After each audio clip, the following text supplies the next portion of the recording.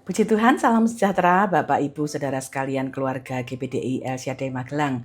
Resilient, saya tangguh dalam Tuhan. Kita akan kembali bersama-sama merenungkan firman Tuhan dalam Renungan 79. Kita akan bersama-sama membaca di dalam Injil Yohanes pasal yang ketiga. Injil Yohanes pasal yang ketiga dengan satu tema lahir dari atas.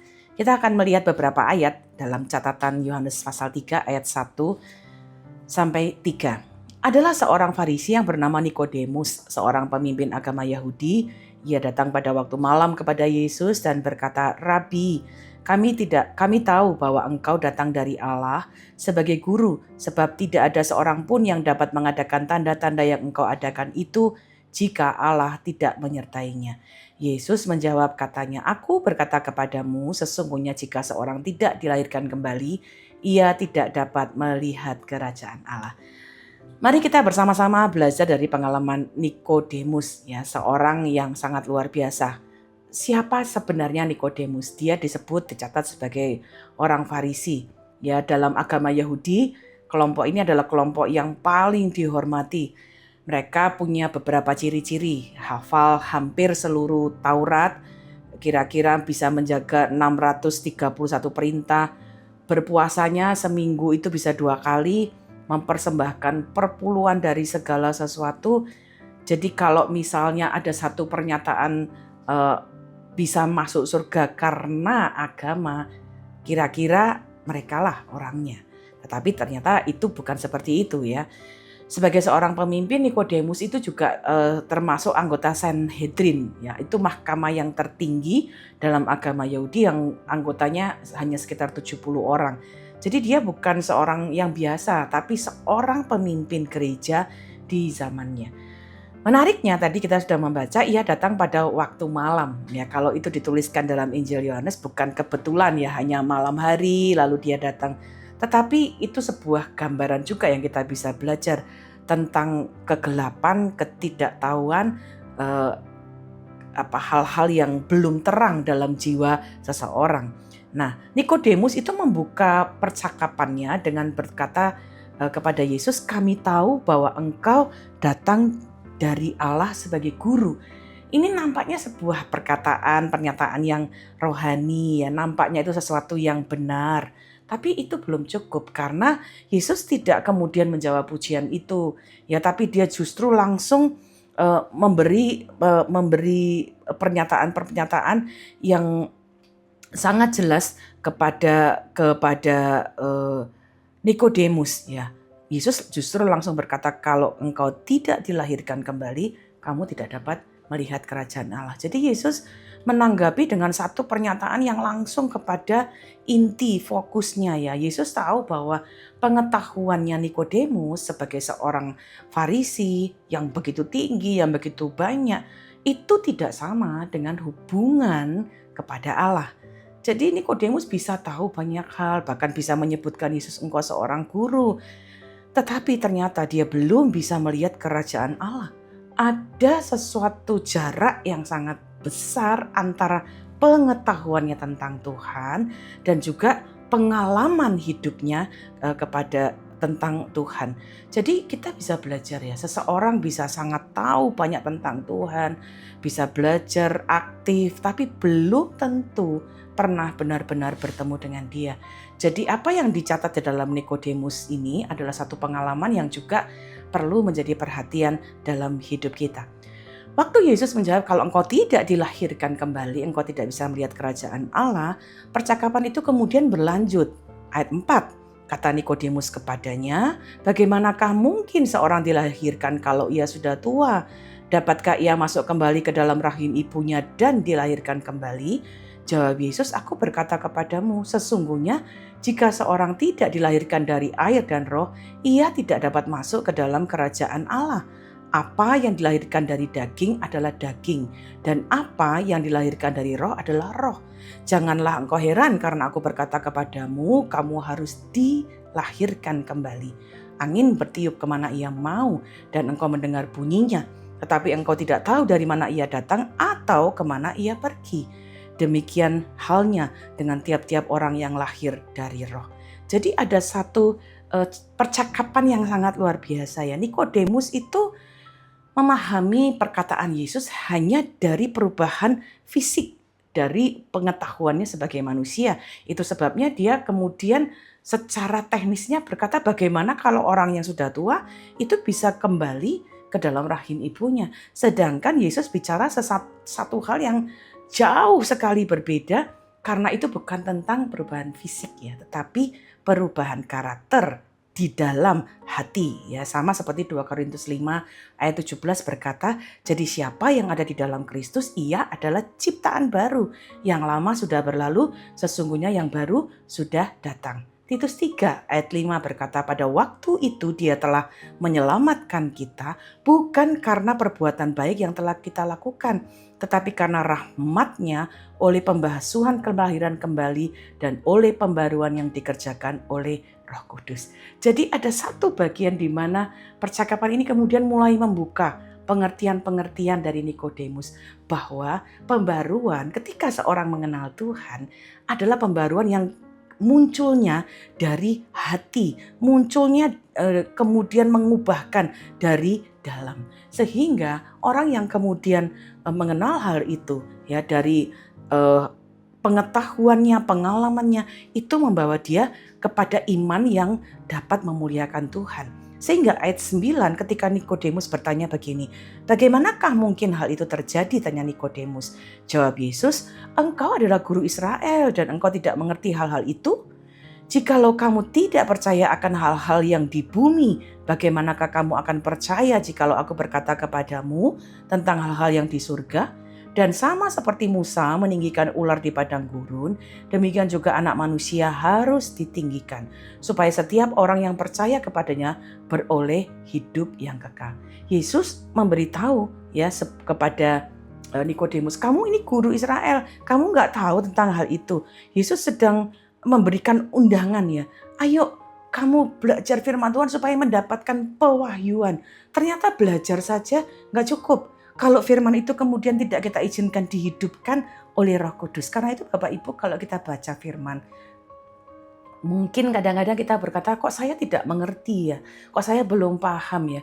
Selain kita kemudian membaca, mari doakan Tuhan buat aku mengerti, beri aku pewahyuan supaya apa yang ada dalam kedalaman firman-Mu aku bisa paham. Nah ini yang juga kita belajar dari Nikodemus ya. Kemudian Yesus memberitahu dia sebuah gambaran ya, seperti ular tembaga itu ditinggikan pada zaman Musa, ya Yesus juga akan ditinggikan. Ini sebuah gambaran yang luar biasa.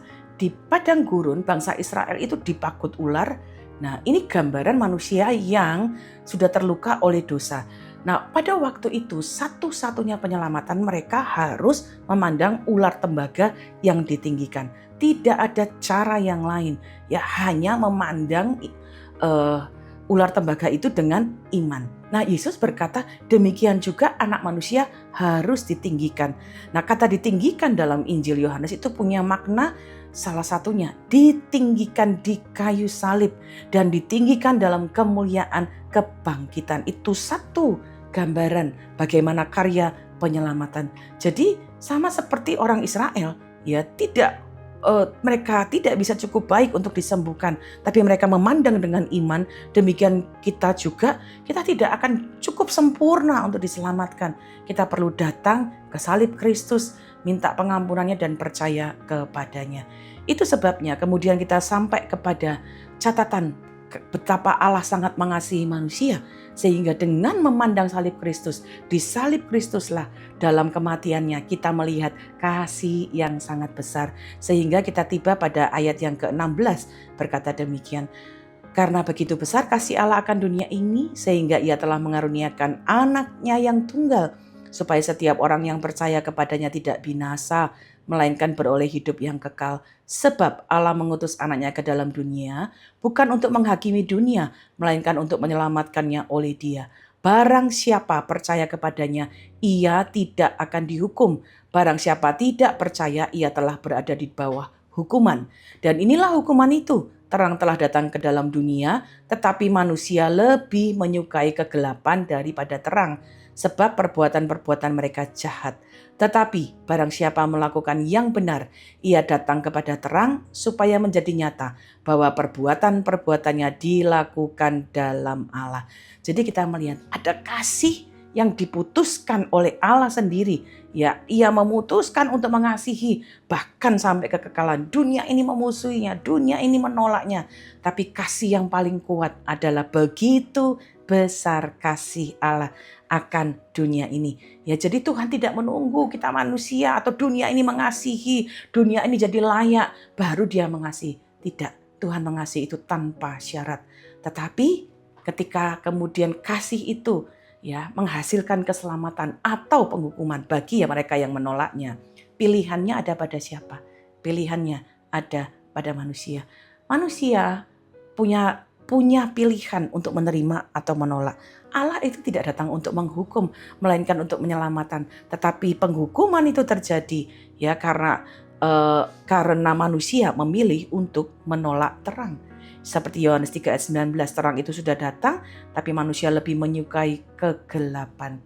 Terangnya sudah tersedia, tapi orang lebih suka mengabaikannya. Jadi satu dosa yang paling dasar adalah ketika seseorang menolak terhadap Yesus Kristus. Ya, jadi mari kita belajar apa yang kita harus lakukan. Nikodemus adalah seorang yang tahu tentang Tuhan. Tapi dia kemudian masih harus dibukakan banyak hal-hal yang baru.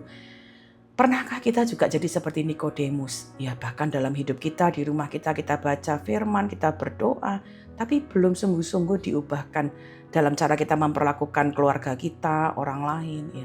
Kelahiran itu dimulai dari dalam, dari cara kita melakukan segala sesuatu dalam hidup kita. Apakah itu di rumah, di gereja, di kantor, cara kita melakukan tugas-tugas kita, ya bahkan sebagai seorang pelayan-pelayan, ya kita sebagai mungkin seorang aktivis, pendeta, worship leader, tidak otomatis membuat kita mengalami karya Tuhan yang mendalam. Jadi Tuhan tidak ingin kita bersembunyi di balik jabatan, di balik tugas-tugas kita. Itu satu dorongan untuk kita terus percaya kepada Tuhan. Nikodemus datang kepada Tuhan dengan resiko dia mungkin akan dipermalukan, tapi kerinduannya akan Tuhan sangat luar biasa. Jadi apa yang kita bisa pelajari? Terus datanglah kepada Tuhan dengan kejujuran. Waktu kita bilang, Tuhan aku sudah melayani Engkau, tapi aku belum tahu, belum mengerti, aku masih ingin lebih dalam lagi. Tuhan itu sangat terbuka tangannya untuk kita dapat mengenalnya.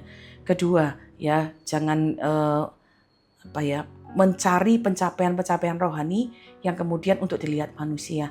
Karena semua pencapaian, bahkan hal rohani pun tidak akan bernilai kalau roh Tuhan tidak benar-benar bekerja dalam hati kita. Apa yang kita tahu tentang Tuhan harus kita alami. Jadi apa yang kemudian kita lihat, Yesus tidak menolak Nikodemus karena ketidaktahuannya. Yesus memberi jawaban, Yesus memberikan kebenaran-kebenaran sehingga ketika akhirnya Nikodemus semakin tahu kebenaran, dia mau mengalami perubahan-perubahan dalam hidupnya. Bapak Ibu bisa baca dalam Yohanes pasal 7, Nikodemus berani membela Yesus di depan Sanhedrin. Yohanes 19 kita melihat bahkan bagaimana Nikodemus juga hadir dalam pemakaman Yesus. Ini buah dari kelahiran baru, kelahiran yang dari atas. Yohanes dalam kegelapan, malam hari dia datang dan dia pulang dengan membawa sesuatu yang berharga, kebenaran yang mengubahkan dia. Jadi Bapak Ibu Saudara, hari ini mari kita juga taruh dalam hidup kita. Kita bukan hanya dilahirkan secara fisik dalam tubuh kita, tetapi kita juga dilahirkan dari atas, dari kuasa Allah, dari air dan firman, sehingga kita seperti dilahirkan kembali dan bisa bergerak bebas di dalam roh Tuhan. Serahkan hidup kita sama Tuhan, dan ketika itu kita lakukan dalam hidup kita mengalami Kristus, kita akan semakin hidup di dalam kebenarannya dan hidup kita meninggikan Dia, satu-satunya yang memberikan kita hidup yang kekal. Puji Tuhan. Kiranya firman Tuhan hari ini akan membawa kita semakin mengenal Tuhan, karyanya, dan mengizinkan Dia mengubahkan hidup kita dari dalam. Terima kasih telah mengikuti Renungan 79, kiranya dapat menjadi berkat bagi kita semua. Bapak Ibu Saudara yang ingin didoakan untuk pokok doa tertentu, menceritakan kesaksian seperti mujizat kesembuhan, pemulihan, atau memohon bantuan doa untuk masalah dan sebagainya, salurkanlah melalui chat WhatsApp 0813 27420088. Mari kita berdoa. Bapa, kami mengucap syukur atas pengalaman yang kami belajar dari Nikodemus. Kepandaian, pengetahuan kami tidaklah cukup tanpa kami mengalami Kristus dalam hidup kami. Dan kami hari ini datang dengan penuh kerendahan hati. Ampuni kami Tuhan, seringkali kami puas, kami berhenti pada pengetahuan, pada kecakapan-kecakapan, pada rasa mampu kami. Kami mohon ampun Tuhan, kami mau belajar untuk terus punya hati yang rindu mengenal Tuhan melalui firman-Mu, melalui doa kami Tuhan, sehingga hidup kami adalah hidup yang terus dilahirkan, bukan hanya secara fisik, tapi dilahirkan dari atas. Roh-Mu ada di dalam kami, mengubahkan hidup kami. Berkati seluruh keluarga GPDI El Shaddai Magelang, kami bertumbuh-tumbuh dalam pengenalan akan Tuhan, sehingga itu membawa kami menjadi pribadi yang sesuai dengan kehendak-Mu. Terima kasih Bapa, ajarlah seluruh keluarga GPDI El Shaddai Magelang untuk melakukan kehendak-Mu, sebab Engkaulah Allah. Kiranya Roh-Mu yang baik itu menuntun kami di tanah yang rata. Di dalam nama Tuhan Yesus Kristus kami mengucap syukur dan berdoa. Haleluya. Amin.